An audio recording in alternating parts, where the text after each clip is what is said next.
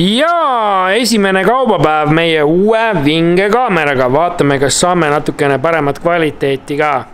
Nii, alustame kohe ülevalt vasakust nurgast. X-Wing, põhimäng, second edition.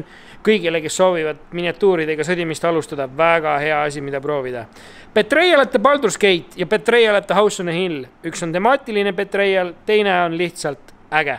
Splendor, mõnus pooletunnine klõbistamine 4 sõbraga, väga äge.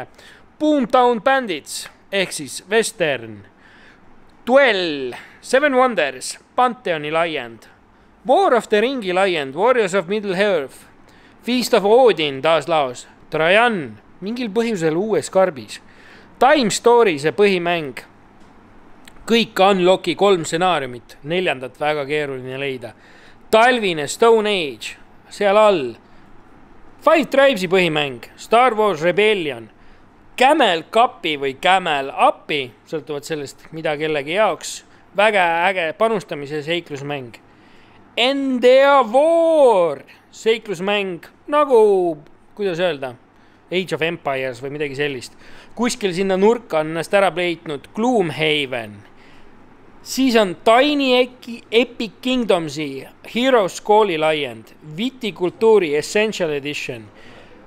Kuskil siin peidab ennast Moore Visitors Expansion, Arkami, Dunwich, Return to Dunwich Legacy ja The Night of the Zealoti laiend.